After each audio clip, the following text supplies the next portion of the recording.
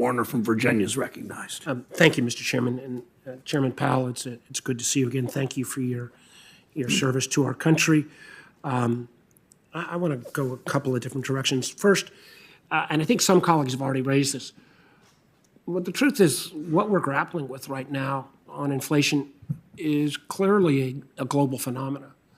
I think even the Cato Institute group that doesn't always necessarily agree with folks on my sides of the aisle have pointed out inflation in many industrial countries around the world is running at the same rates, if not higher than us. I frankly just returned from a bipartisan trip to Finland, Latvia, and Turkey, getting back late last night. I'm still a little bit jet-lagged. In Turkey, I think inflation's running at 78% a year.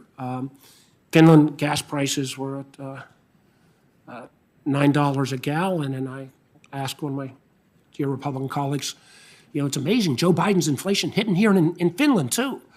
The point being that a lot of these effects are not due to any single country's activities, but it is a global effect. I think colleagues have already acknowledged the effect that the Russia-Ukraine war has, some of the disruption on supply chains. What I don't think has been fully addressed yet is some of the challenges that are coming around from China in terms of their zero COVID policy, a lockdown on Shanghai for literally months on end, and how that supply chain disruption is floating through the whole global economy. Can you speak to that, Mr. Chairman?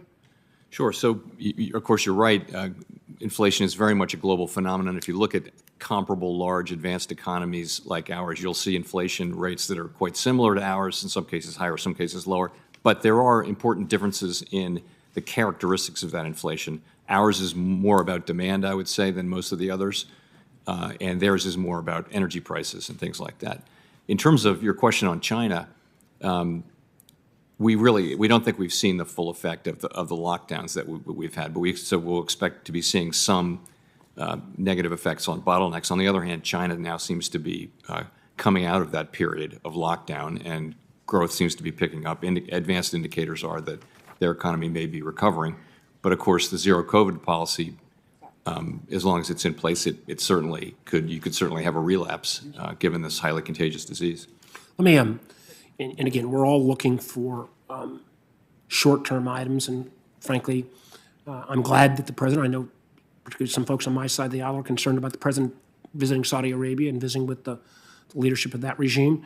I think you've got to use all the tools in the toolkit, and getting additional partners in the middle, or players in the Middle East to increase oil production, I think is important. I'm a little less, I got a lot more proof to see whether some kind of short-term gas tax holiday would actually provide relief to consumers, or simply, as we've seen in some states that have implemented it, the prices don't change and the companies may make more money, but it doesn't provide that kind of inflationary relief. And I am concerned, as somebody who spent a long time as governor and as senator trying to make sure we pay for our infrastructure investments. Easy to take away a tax, tough to put it back on, and there's always an excuse not to, but I'm open to seeing a better analysis. I do want to raise, and recognizing that not everything can be done with a flick of the switch. There's a piece of legislation that has been floating around here for almost a year, passed the Senate a year ago on a broadly bipartisan basis, passed the House a number of months ago. I think the House, frankly, took the wrong approach. But it goes at least one of the inflationary pressures here, which is making sure that we've got a domestic supply chain on semiconductor chips. Every device that has an on and off switch requires a semiconductor chip. And right now we see, particularly around auto inflation, one of the big drivers is the lack of chip supply, so cars can't actually be sold. They're literally sitting warehouse waiting for the semiconductors to come around. This legislation, $52 billion of investment, would build at least 10 semiconductor facilities here in America. I know Senator Brown has been a big advocate of this. If we don't do this, I don't think there'll be another semiconductor facility built in America, even though some have been announced. I point out the fact that a year ago the Europeans had no plan here in semiconductor investment. Intel recently announced $8 billion from the German government. When the German bureaucracy and European bureaucracy moves faster than the American legislative process, I don't care which side of the aisle we're on, we're in trouble. So in the last few seconds, I know you don't want to weigh in on a specific piece of legislation, but the notion of investment in a key industry component like semiconductors, long-term in terms of keeping inflationary pressures down, right move or not?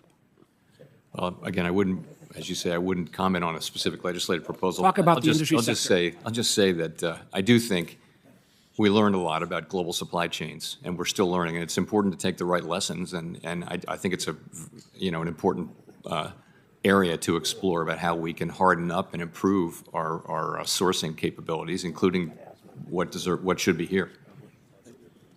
Thank you, Mr. Chairman.